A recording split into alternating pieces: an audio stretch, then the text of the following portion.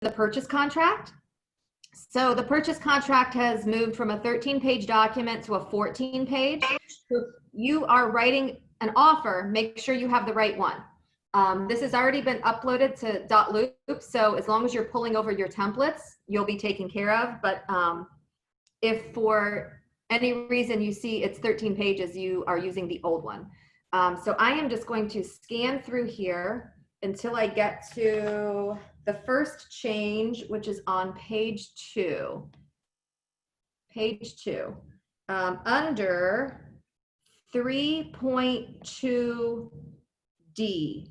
The only thing that they added in here, and Kelsey, I might ask you what they said yesterday for the reasoning behind this, but the only thing they added is right. Let's look at this sentence that says, well, it's a big long sentence. If the property is appraised or otherwise valued for loan purposes for less than the purchase price stated herein, the buyer shall have the right to terminate this contract by written notice to seller or seller's broker delivered within 5 calendar days. That's normal. That's always been in there. What they changed is after buyer receives a copy of the appraisal, that part's normal, but they added this, or other documentation evidencing the lender's determination of value.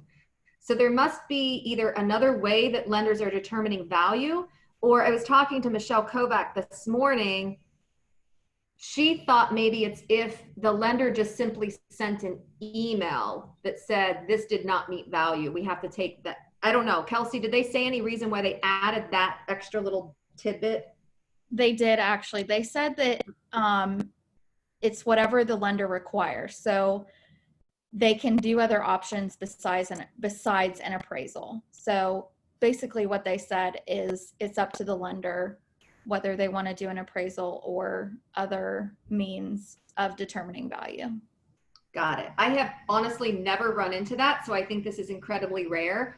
But I will tell you, they update this contract based on disputes, mediation, litigation that has happened, right? They keep track of all of that over time. And I think if something keeps happening over and over again, they try to get in front of it and address it in our contract. So it must have happened. I just haven't personally seen it. Aside from the appraisal, how would they do that? I don't know. Sue, have you run into anything? I think they said while they were doing it, or why they were doing it, was because of COVID, appraisers weren't going into the homes. So they were kind of doing remote stuff. So I think it's just an alternative for the appraisers not going to the home. Okay, that makes sense. Yeah, so we have 2 clients currently who are appraisers, and they're telling us 2 reasons. Number one, there is a huge backlog. We are putting so much in contracts so quickly, and a lot of the loans still are USDA, FHA, and VA, which those appraisers, most of them are not going into properties. And the lender also looks at the amount of the down payment, right? So if it's a 5% down payment, it's riskier that they get the appraisal nailed. And if there's 20 to 50% down payment, the appraisal is not as important to the bank. Got it. Okay, so that explains that piece. The next change happens under number 6, inspections and tests.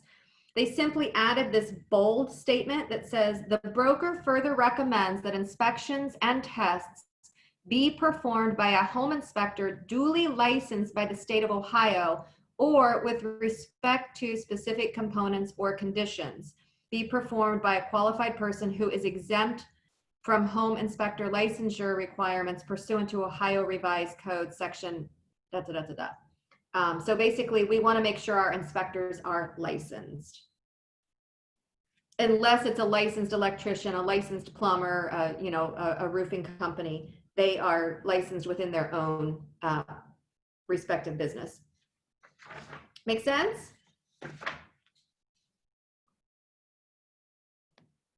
Okay, the next change, which is what made this a 14-page document, is 6.5. There was no 6.5 before. They've added this entire section. And we knew this was coming. We talked to the Title Connect attorney about this several weeks ago. They've been working on this a while. So I think there's been a lot of litigation around condominiums because there are so many strict rules and regulations that come along with condos. So I think buyers were probably getting overzealous and they're putting in offers and they're not paying attention to the documents. And then they buy the property and they're not happy with all of the rules that come along with it. So they are now placing a whole lot of responsibility on the listing agent. So the second that you think you are taking a condo as a listing, you will want to pull out this contract and make sure you go through every bullet point and start compiling all of this documentation, right? And it's all within 5 days. You have within 5 days of going into contract to provide all of those bullet points to your buyer. The declaration or deed restrictions, bylaws, the board name, contact name, phone number, and email, contact information for any other mandatory membership if applicable, a statement from the association regarding that this home or unit confirming when the next payment is due, association initiation fee or reserve contribution, minutes from the last 3 meetings, minutes from the last meeting of members of the owners, most recent version of the unrecorded rules and regs, and a current financial statement to include balance sheet, expense statement, budget, and the most current reserve study. So it is some detailed information, and we're going to find this is where it's going to get super complicated. There are some very small condo complex out there where it's very informal. So remember, this is how your contract is written. If for some reason there's a condo association that can't comply with all this, they can't provide you all of this, you may have to do an addendum to your contract and get buyer and seller agreement of what is going to be provided. So know that you do have that option, right? It doesn't mean that you're just dead in the water if you cannot provide these items, but it does need to be addressed because this is in black and white in your contract. And then as you go further down, it says then the buyer has 5 days to review all of this information. So think about timelines too. If you have a very quick transaction, you know, this is basically almost like another, not an inspection period, but it's another contingency period that's going to take up 10 days. So just make sure that lines up with the dates and deadlines for your entire contract. Just be conscious of it. And again, if you need to change these, you can. It just has to happen in your additional terms and conditions. Make sense? I'll take that as a yes. Okay, the next change, I hope I didn't go past it. What page am I on? So I did. Is on page 7. It used to have a whole section here for gas line warranties and they took it out. So it was actually a removal. And the reason they do that is because home warranties have jumped on board and they cover the gas lines within the home. So if there's a home warranty, you're already covered. And then I'm pretty sure, don't quote me on this because it may not be every area, but I'm pretty sure Columbia Gas, at least for most of Central Ohio, will cover from the curb to the home, right? So that's covered by the gas company and then the warranty covers the interior. If you are in outlying areas, you may want to check with the gas company to confirm that. That is generally true. You have to be careful with propane tanks. Yeah. Okay. Next section that was changed is 10.4. And again, it talks about condominiums. It's saying that the buyer shall pay all initial reserves and capital contributions that are charged, or a fee that is in connection with the sale or transfer. And this is actually new, right, Sue? This used to be the onus of the seller. Correct. Yeah, so it changed. Now, so remember that when you're representing a buyer, there could be more fees on the settlement statement per our contract. There are almost always transfer fees, right? And that can be anywhere from like $75 to $300. And the way you figure that out, like, do we have a transfer fee? Number one, let's say you're representing the buyer. The seller is supposed to provide that to you now. But if you want to get on top of it earlier, you can call the association yourself, the homeowner association, to see. Let's see. Chris, Okay. so is that could be negotiable? Like Miranova, I think is a lot more than that. Like downtown in a high rise, a fancy high rise. Like let's say it's $1,000. Could that be negotiable? Of course. Yeah, that's what I thought. Everything's negotiable, In but real it estate must and be in in life. writing. Okay, 13.5. There was just a minor little change. They removed a sentence, and the sentence was, and this has to do with closing, right? When you're at closing with a title company, only original manually signed documents shall be valid for deeds or other documents to be delivered at closing. So it's saying you have to have a wet signature on your closing docs. That's been removed because of COVID, right? Some title agencies have decided you don't need the wet signature. Not all of them, but I think they're removing it so it's just up to the title agency. And Kelsey, correct me if I'm saying any of this wrong. I didn't go to the training yesterday.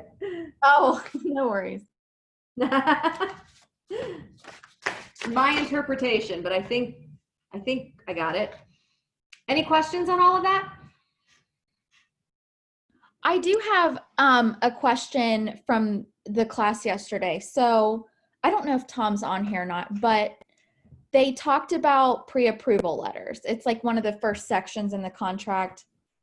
And the attorney said, if someone doesn't have a pre-approval or pre-qualification letter, don't show them homes. That contradicts what Tom recently said about fair housing. We got screened or whatever, and do you know what I'm talking about? I do. The Q&A. So I didn't question it during the class yesterday. I thought I would bring it up and just, I don't know, but it totally contradicts what Tom said. And this was an attorney that ran the class that said this, real estate attorney. So I don't know. Here's the deal. If you show someone a house that does not have a pre-approval, and then you won't show another person a house that doesn't have a pre-approval, that's discrimination. Oh, so you just have to be consistent. That's correct. Okay. All right. I thought that you must have a pre-approval every time. I would probably put it in your buyer presentation. I would have it in writing, and I would make sure you've gone over that with every single person that you've ever spoken with. Okay, that makes sense now. So that's a great point. In our initial phone interview with a buyer, prior to meeting in person or on Zoom in a buyer consultation, we talk about the pre-approval. So here's my script. Will you be paying cash or obtaining a mortgage for your new home? 80% of the time it's a mortgage. Great. Have you talked to a lender or been pre-approved? Most people right now are either when they're walking into their bank, if they do walk into their bank, or talking to a local banker or mortgage loan officer at their little bank. But bricks and mortar, as we know them, are going to go away soon, right? We don't need them anymore. And or they've been on Quicken Loans or Rocket Mortgage or something online. And so you want to find out sooner than later, then you can have that conversation with them. Well, that's great. Rocket Mortgage is a very huge mortgage company, but what we found is they don't know our local customs. Before we show you homes and get your hopes up and maybe show you the wrong price range, we'd like for you to get pre-qualified. You can do this over the phone or on the internet with some local service providers. May I send you 2 or 3 local LOs? Now, we did recently have a situation where somebody insisted on seeing it because they said they were cash. We didn't know them from Adam, but we went ahead and showed them. They bought that property and listed their home with us. But you have to be consistent in what you say to everybody. Okay, that makes sense. Thank you. Yep. Good question. Okay, any other questions about the contract?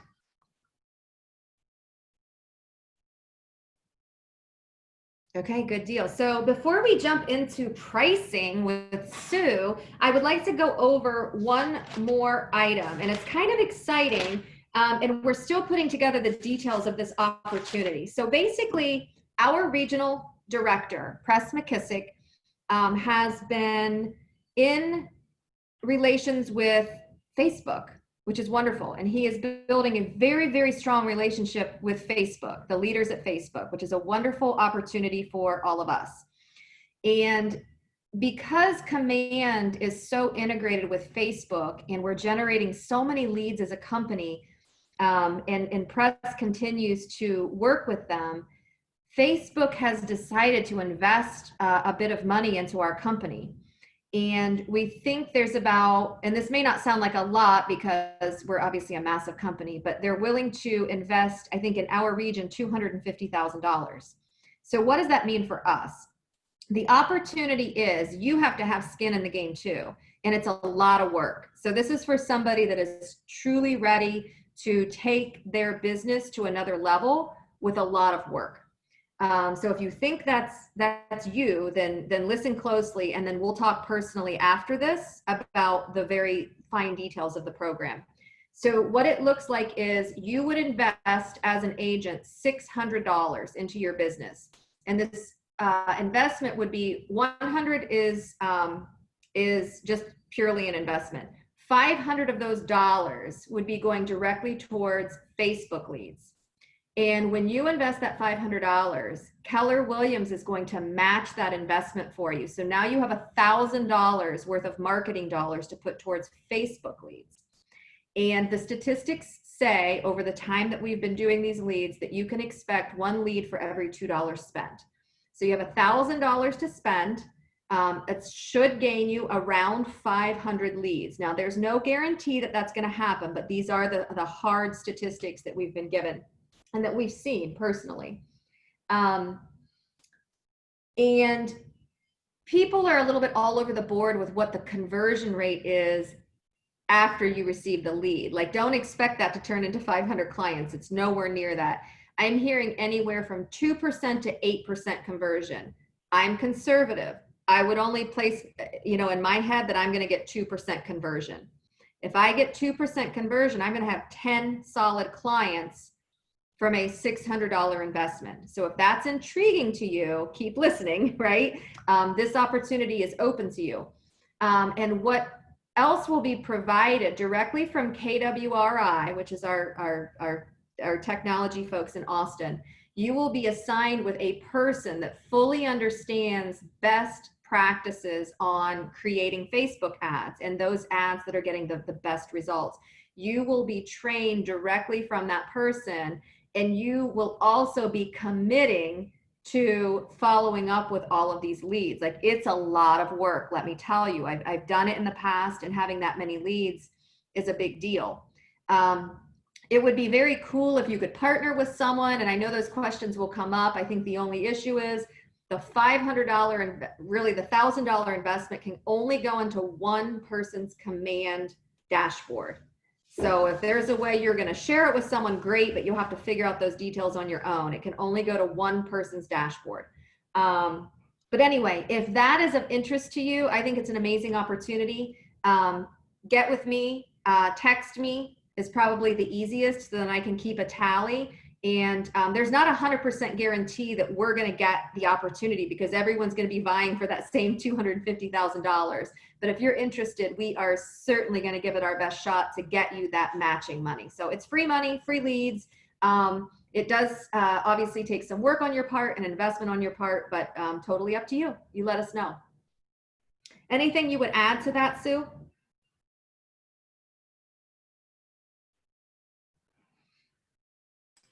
We lost. Hello? There she is.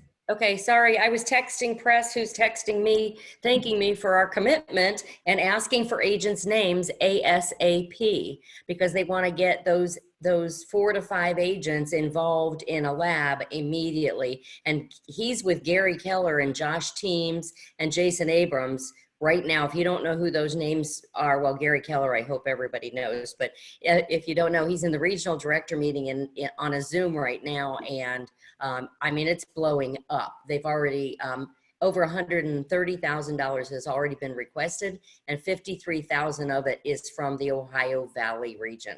So that money's going to go away really quickly. Who And it wants is, to? even for our office, I think I have 4 commitments already. Seriously. Yep. Okay. Good for you guys. Good for you guys. I tell you what, it's a little bit of money. It's a lot of work, but those 5 or 10 buyers or sellers, but mostly buyers, will turn into clients for life and raving fans if you do your job correctly as a fiduciary, and you will gain clients for life. I love it. Okay, very good. Well, I'm going to turn it over to Sue now, and she is going to teach us how to comp properties, which in my mind is an art. It's an art that you have to refine over time and time. So Sue, go for it. All Okay. 3 of you, Sue. All 3 of me. Hang on just a minute. Let me get to my screen. All right. So I did not hear from anybody that specifically had a property they wanted me to help them with. So if it's okay with you, what I've chosen to do today is choose 2 properties, 1 cookie cutter and 1 outlier. That's kind of what we call ours. A cookie cutter is something in a neighborhood that might be a cookie cutter house where you can find 100 of them or more, and you can find really good comps and be able to price it right. So if that's okay with you, I'm gonna pull this one right here, which is a little condominium.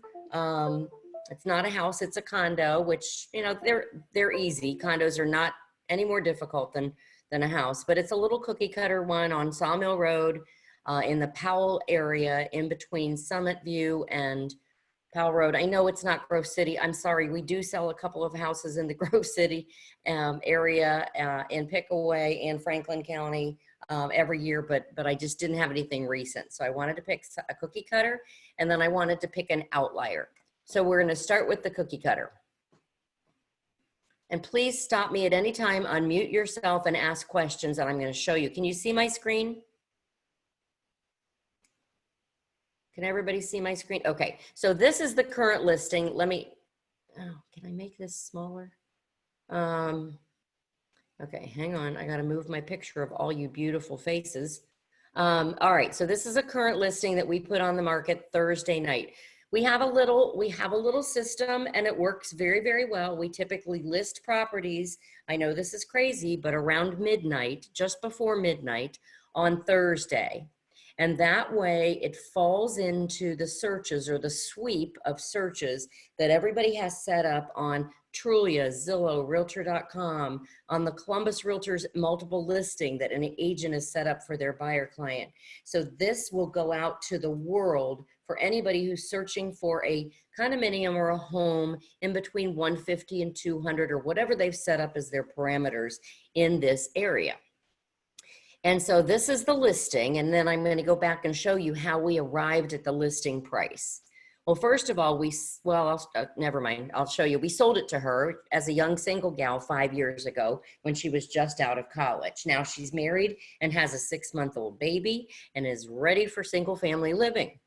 And so this one we priced, if you all know how to read an MLS, so you can follow along with my arrow. It's now contingent on finance and inspection.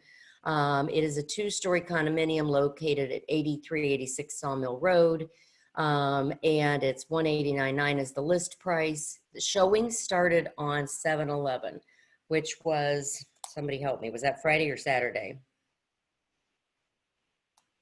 Saturday. Saturday, okay. Our typical MO is list just before midnight on Thursday, showing start either Saturday or Sunday, depending on, and with COVID, we haven't been doing physical open houses. I know some people have. We personally just haven't.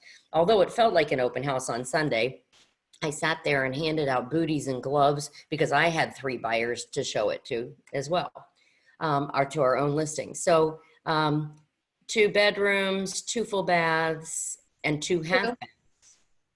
Did somebody have a question? Yeah, I'm sorry. Can you repeat that? So you said list just before midnight and on Thursday and start showings when? Either Saturday or Sunday, depending on whether we're doing an open house. And Okay. we aren't doing open houses right now. So we started, they moved out into her parents' home, took the baby, left it perfectly show ready, turned on lights Saturday. We went up and turned on lights Saturday morning, and opened all the closet doors and bathroom doors, opened the garage door, and left it perfect. And then we had 5 offers by 6 p.m. Friday or Saturday. We had a curb offer Friday. We had 4 more offers Saturday, and 6 more written offers on Sunday before 6 p.m. and 2 verbal offers.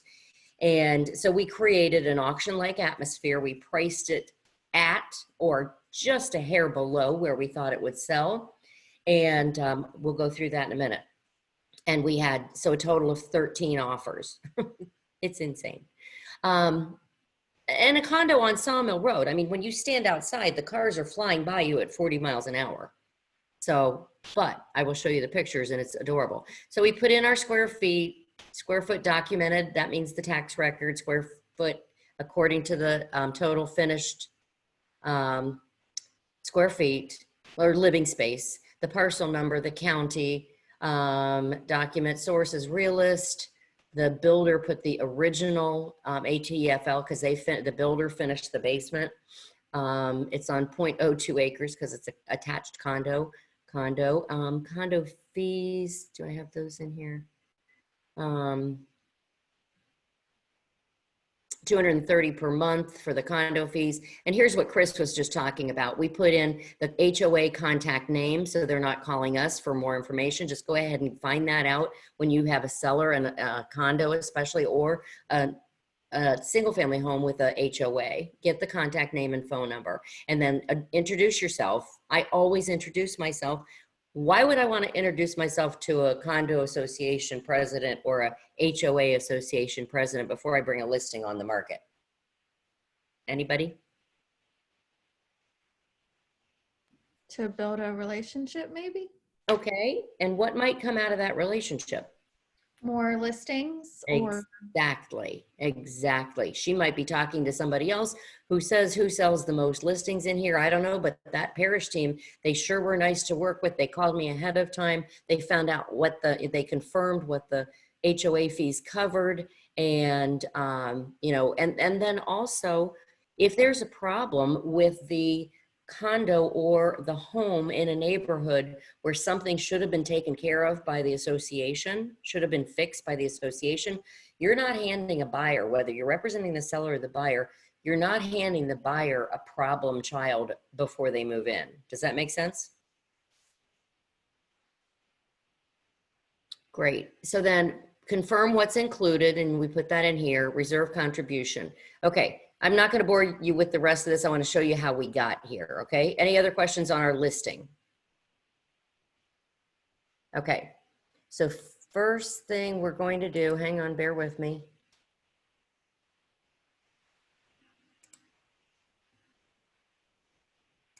First thing we're going to do then when we get a call to go on a listing appointment is go to the auditor's site. And we are going to, this is fun, especially for people who are on this call that are either not licensed yet or newly licensed. Go to the different auditor sites and understand how to navigate them. They can be very confusing. They're all different. Some of them make you log in and accept their terms, and they're just big and heavy albatrosses, and they're all different. Oops, I got the wrong one. Hang on. That's Union County, which we're going to next. Okay, here's Franklin County. Michael Stenziano is the auditor of Franklin County. This is the address we want to look up. I search by address. Make sure you spell it correctly. It's kind of glitchy sometimes. You can search by owner also right here if you don't have their street address name. but 8386 Sawmill Road. First thing I'm going to do when I get a lead for, when we get a lead for listing, is go to the auditor's site. And I want to look at, here's the owner's name, Jessica Linder and Goran Babik. And this is the address. This is the condo. They paid $134,900 in 2015. This is the daughter and son-in-law of relocation clients of mine from 1992. I know you're laughing, those of you that weren't even born yet. So anyway, we look and see what they paid for it. They paid in 2015, $134,900. Let's look and see in here, is there anything that might raise a red flag? For example, homestead credit. Can anybody tell me what a homestead credit is?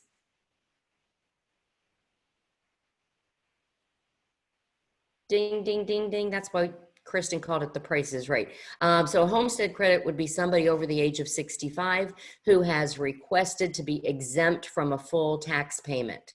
And then they pay a percentage of the property tax payment. So any of your older clientele or friends and family, you can say, hey, have you ever thought about applying for homestead credit? You will gain a client for life and a raving fan because you just saved them money on their annual tax, property tax bill. All right, now you're going to navigate through this whole thing and just see, let's look at improvements, see if they pulled any permits for anything they did. Nope. You're built 2005. Okay. It's a, no permits. Mapping, let's map and see where it is so we make sure we understand exactly where it is. So when we're pulling comps, we want to make sure that we're generally in the area of where they're looking. So now I get a feel for where they are. And this is a pretty good size condo complex. And so we're going to just keep it right here in this Sawmill Green neighborhood right here. And for the first search to see if there's enough comps to pull from there.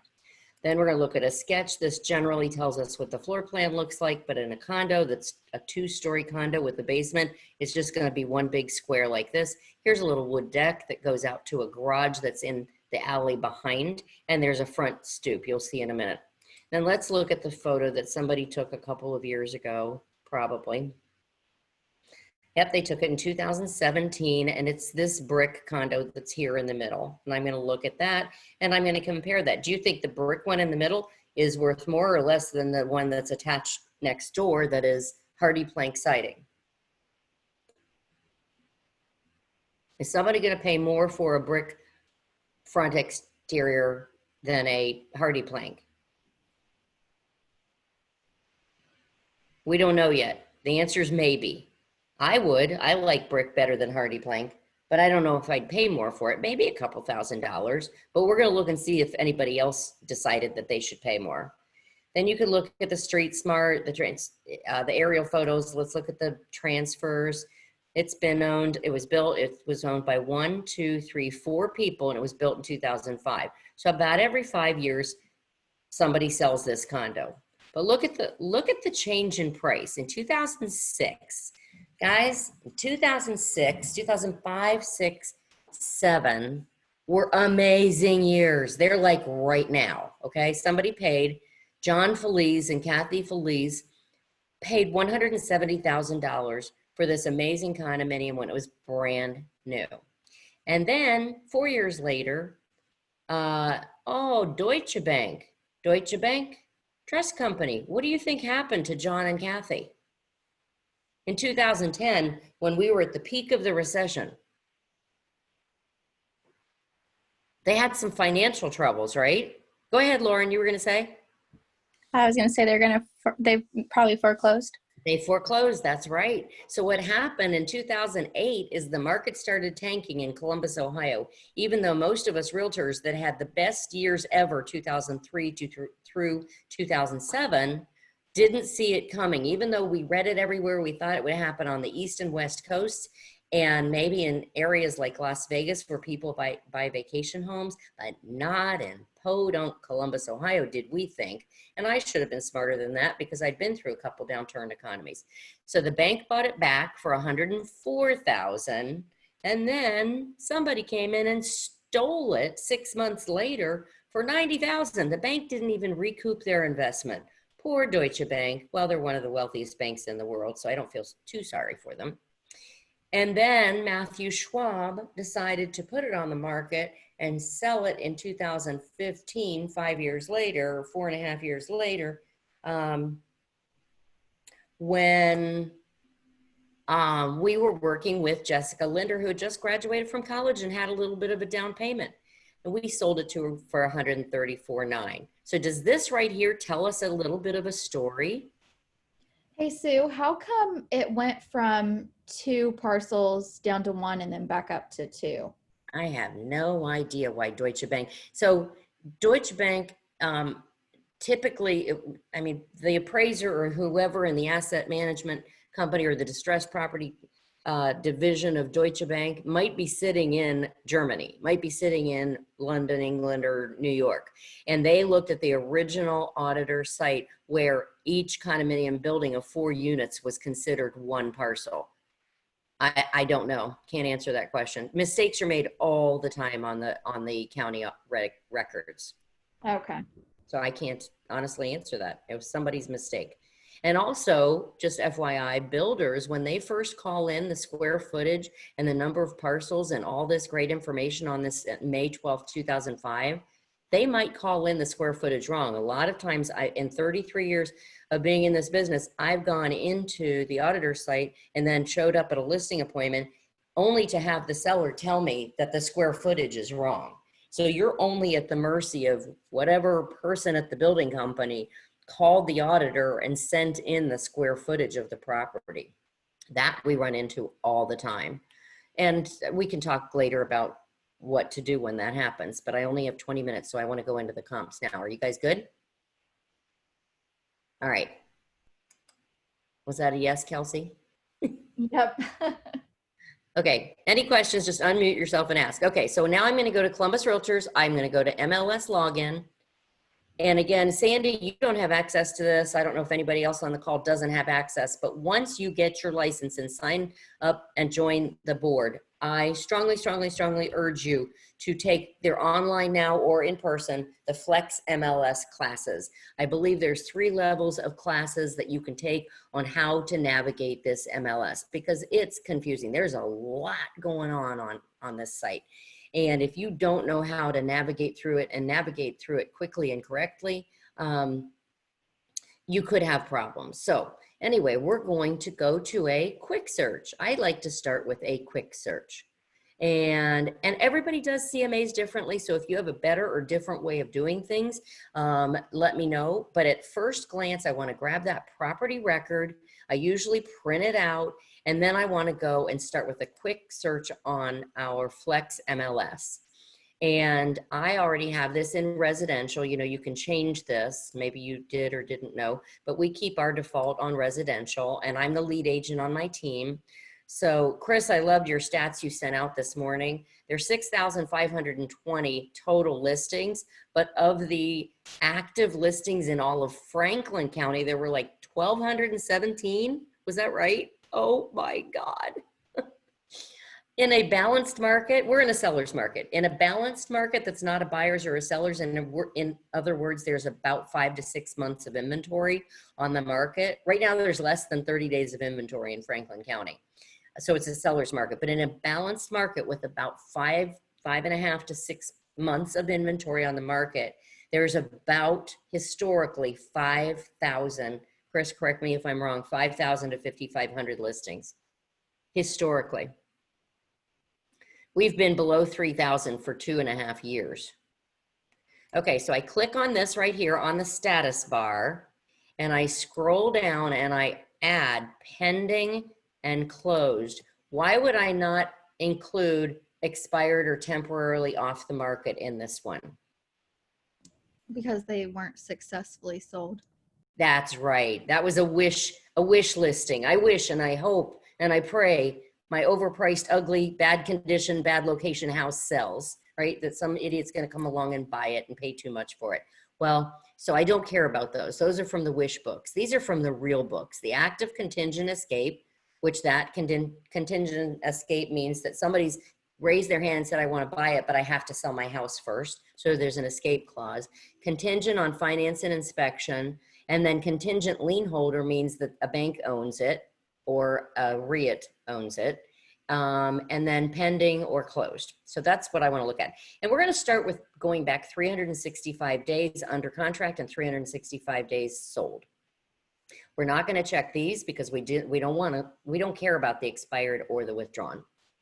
Okay, subtype. I only want condo shared wall because a condo freestanding doesn't compare to a shared wall. It's a different buyer. And I'm not going to look at build to suit condo because this is 15 years old. Subdivision, I'm going to put in the subdivision, which was, I forget, the reserve at Sawmill Park. Well, some people put in the reserve at Sawmill Park. Some agents might only put in reserve at Sawmill Park, and some agent might put in Sawmill Park. I'm going to start with reserve at Sawmill Park. Okay. Oops. Hang on. Okay. Reserve at Sawmill. Let's just leave park off of there. Okay, so that will pick up anybody that put broken fragments. The other caveat here, sometimes you have to search by map because I don't know if you guys know, but well, Pinnacle, some people accidentally don't put two ends in there, right? Or the woods at Josephinum, up by the Josephinum Pontifical College in Worthington. That word is the hardest word in the world to spell. And I've seen it butchered so many ways. I always search by map if I'm comping something in the woods at Josephinum. So make sure that you're not computer shunned. Okay, I'm gonna add that. School district, that doesn't matter. These are condos. Most people aren't gonna have kids in this community, and I just know that because I do. We're gonna go 2 bedrooms to 2 bedrooms. And I only do full baths most of the time. This one has 2 half baths, but I think it's one of very few that have 2 half baths in there. So we're just gonna do 2 full baths. And year built, 2003, which is when it started, to 2006, when the last one sold. And I just already knew that because I researched it. Square footage, they're all pretty much the same. Let's just see, how many do we have? Oh my goodness, look up here. We only have 3. So now we might want to go back and take the baths and the bedrooms out. Let's see, did we get any more? Nope, we still have 3. Okay, well, is that enough? Are those enough comps for an appraiser to keenly appraise this property? Mm-hmm. They want 3 sold comps typically, and look, 2 are pending. And they're the same price. One is ours and one is somebody else's. There's one closed at 165. Do you think maybe one of these listed at 189.9 went out for more than 189? How many offers did I just tell you we had? 13. 13. 13, 11 in writing and 2 verbal. So I will tell you, I won't tell you how much because it's sickening what this buyer's paying for this. And this morning they sent an addendum releasing their financing contingency. They went to their parents and got cash. They're paying cash. And they're not the highest offer. The highest offer was 14,000 more than these people are paying for it. Which they'll never get it back out. They better stay there for 20 years or give it to their kids or something. All right, so now we have to go out and we have to get some more. So what are we gonna do? We're gonna go back in, we're gonna edit the search, and we're gonna take out this subdivision and we're gonna go find comparable subdivisions, okay? So, Sue, what did you say for year built? Do you try to stay within a certain range? yeah, I happen to already research this community and know that they started in 2003 and they finished building in 2006. If it's a house, a cookie cutter house or a cookie cutter condo, I generally do 5, depending on the price point, 5 to 10 years on either end of when it was built. So let's say this was 2005. Let's do 2000 to 2015, 2015. So that's a 10-year spread, 15-year spread. Okay. Good question, Kelsey. So, okay, so I'm not going to continue going because we only have 10 minutes left. I want to go into the outlier. Does anybody have any questions? Oh, wait, when I took that out, let me put that back in just to show you then what I do to finalize this one, and then I'm done with this one.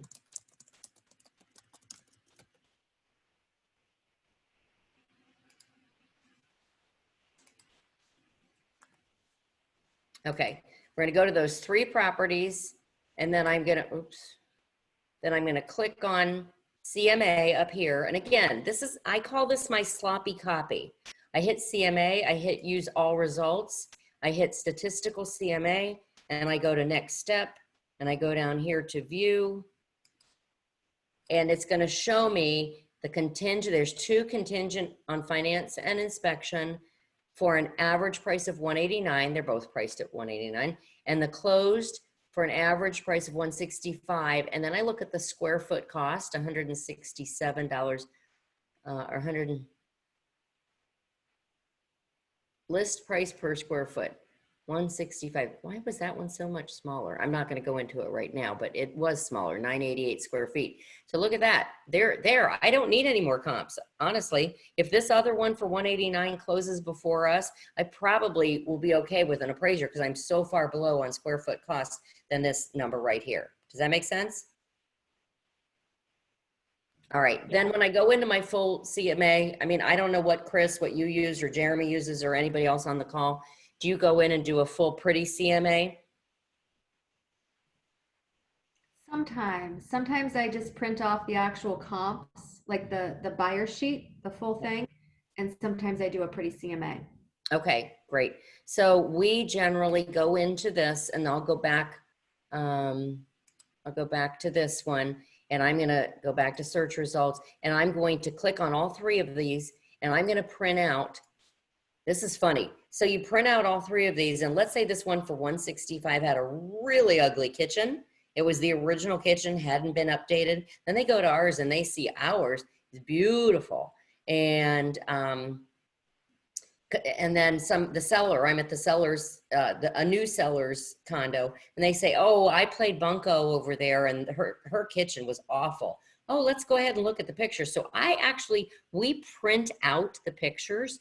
I know it's expensive and we print them out in color, but when we hit print, we do the public one, not the private one. So we do the public, so they don't have any other realtors' names and phone numbers. And we do the full report, and then we do all the photos.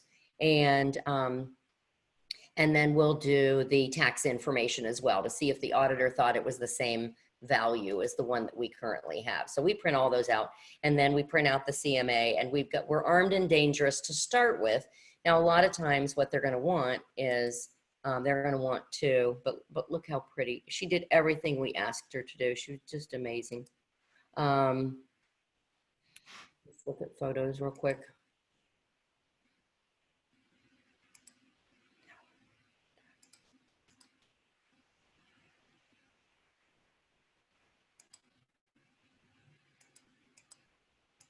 I mean, everything, all light fixtures, flooring, new countertops, original cabinets. They put a barn door on the pantry. They put this floating island in there, new lights, updated the deck. I mean, it was just adorable. Everything was new or touched. There's this baby's room.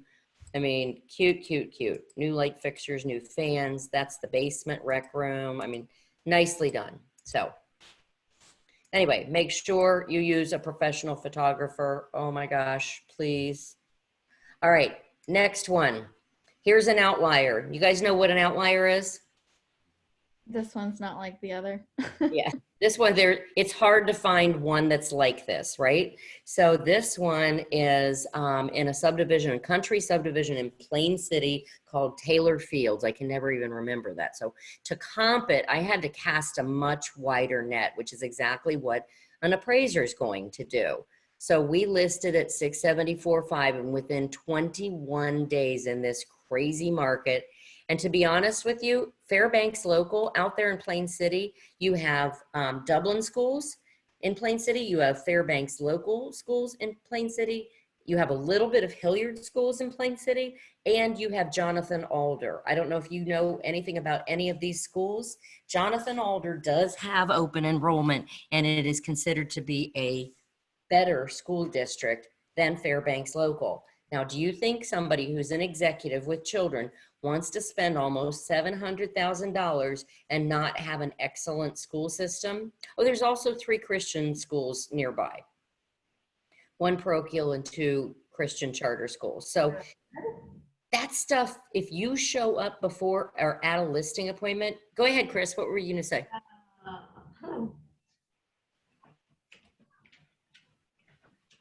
Chris, were you gonna say something?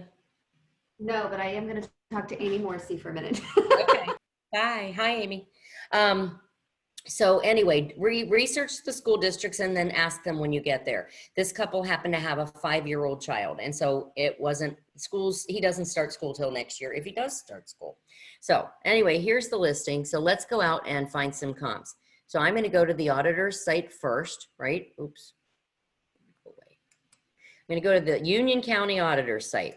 Okay. How do I know it's in Union County? Because I've been doing this a long time. But again, this is fun to just play around. So here's the address, 9530 Ward. I'm going to search for property. And I'm going to find the property. There it is. I'm going to click on the parcel number. And there it is. And why is it not taking me to the summary? There. Okay. So here's my general information. There's a picture of the house. There's the owners. That's the market value. That's not really the market value. That's what the auditor thinks. Taxable value is 30% of the market value.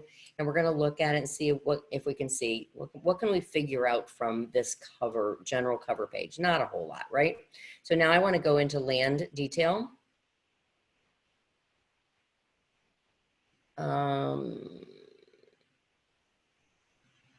Home site 1 acre, and then there's an additional 0.96 of an acre. So it's a total of 1.96 acres of land. Okay, that's really all I need to see. Sales history, I know for a fact that he built this house with a former wife, and then when they divorced, it went into his name only. And then when he remarried, it went into both of their names. So it just tells a little story, right? And then map. I want to see where it is. And then I'm going to go out because Jonathan Alder and Fairbanks Local and Plains, I'm not going to compare this to Hilliard or Dublin schools, right? But I'm going to go out to see here. I have to accept the cookies or whatever I'm accepting there. Just accept it or it won't let you go further. Come on. You have to check the, yeah. Sorry. Okay. Oh, cool. Where's my house? Well, this is it right here. Okay. It's this house plus this other 0.96 acres of woods. Huh. There's a pond back here. Is that on my property? No. Who's that belong to? So I'm going to look. This is Route 736. I'm just going to kind of look at what this land looks like. I'm out in the middle of nowhere. There's still a lot of farms out here, but look at all these newer subdivisions or parceled off land. So this is considered an enclosed country subdivision, which is one big street that comes in here and goes around in a circle and then back out.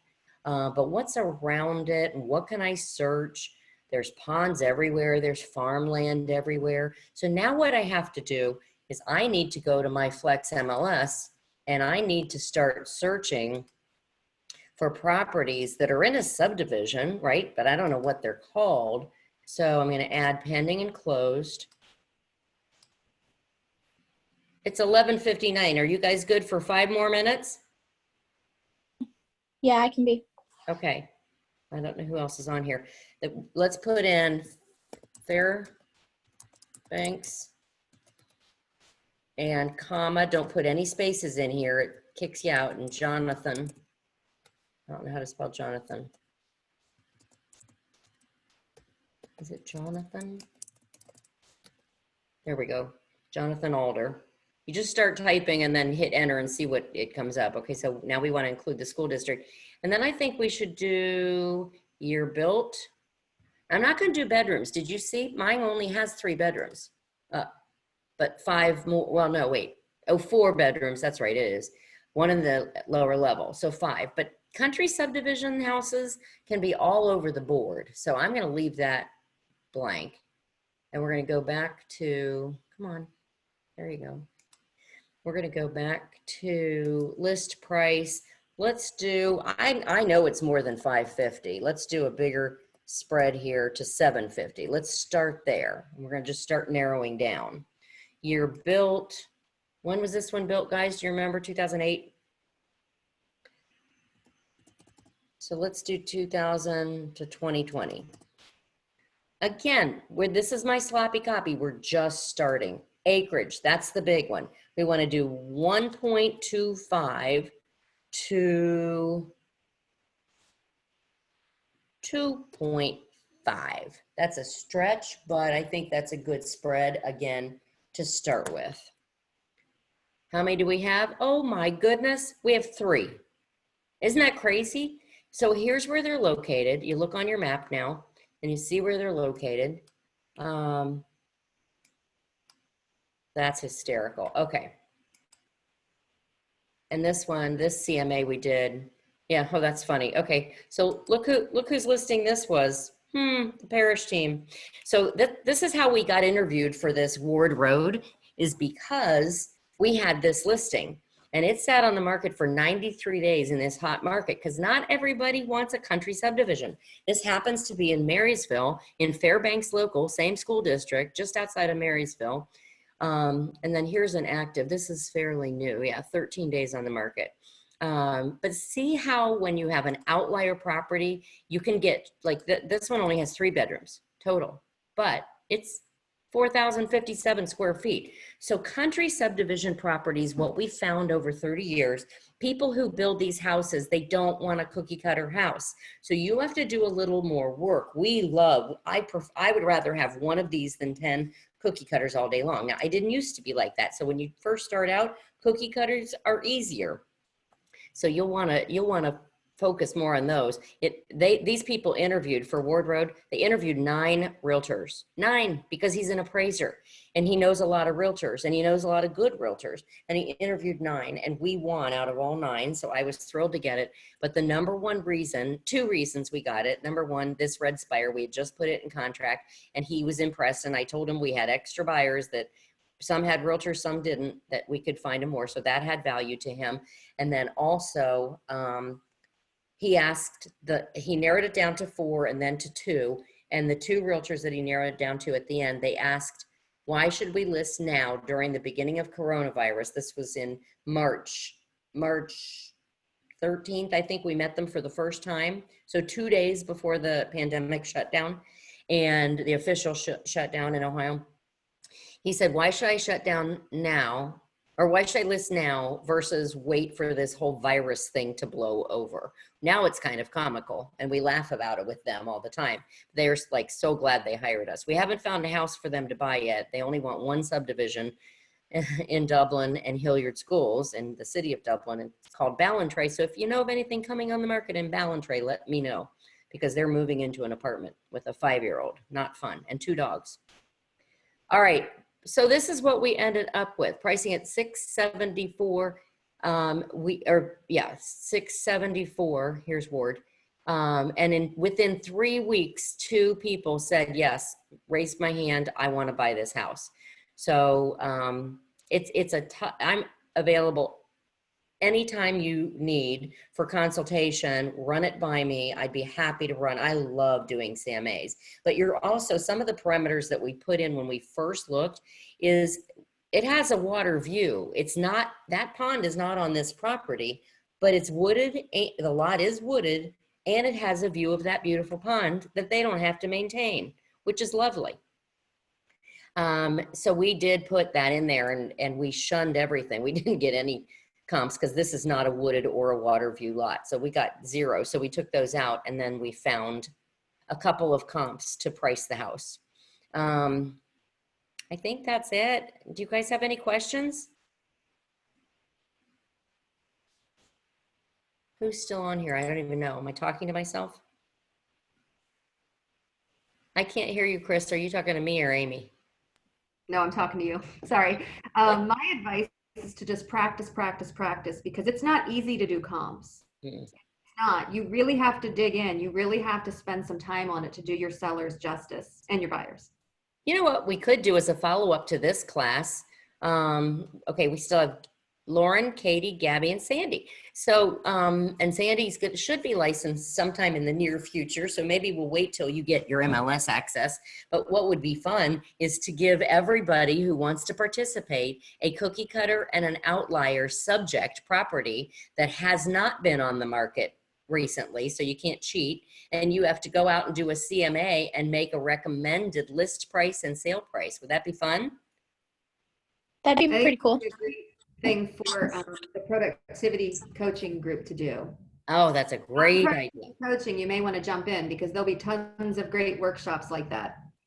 That's a great idea. We will give Courtney the power to do that, to do a comp class where everybody gets the same two properties, and then we talk about why somebody decided to price it at 250 and somebody else said it should be priced at 260. I think that would be a great learning opportunity.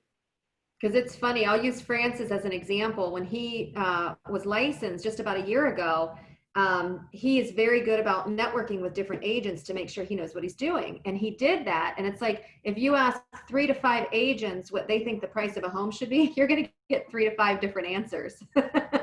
There's no black and white map, to show you to say, this is what it is. Yeah, you're right. It's funny. And he's really good about always calling Chris or me or Michelle Kovac, depending on where it is. He's really good at calling one of the leadership team or one of the top 20% or ALC to say, hey, am I thinking correctly? Does this make sense? So the other, was it Monday morning, he called me and he said, okay, I went on this listing appointment and now I've done my comps, and I just, I lived in Upper Arlington my entire life until 5 years ago, and it happens to be an Upper Arlington house that he's lived in German Village and Grove City his entire adult life. So anyway, we had a good time, and his client wanted to overprice the house, and I helped him with some scripts, not just the CMA, but also the scripts to go along with it when he felt his seller was going to say, can't we just try it at 519? And well, yes, we can. You've got the keys and the deed to the property. If that's what you want me to do, I will. However, I think we should price it at 485 to 495 to create an auction-like atmosphere and get multiple offers, and perhaps somebody will be willing to pay over 5. Just like my example on the condominium. It's closing next week, so you'll find out. But it's listed at 189.9, and I'm telling you, it went way over 2. Crazy. Wow. Crazy. Wow, wow, wow. All right. Any other questions, guys? Gabby, you and I just had some fun comping a house, right? Your seller wants to start higher. Maybe Gabby can't talk. Maybe not. Yeah, she's muted. So, all right. Any other questions, guys? Thanks for joining us today. Hopefully you got a lot out of it. Just practice, practice, practice. All right. Love it. Thanks, everyone. Bye. Have a Thank great day. you. Bye. Thank you. Call Chris if you're interested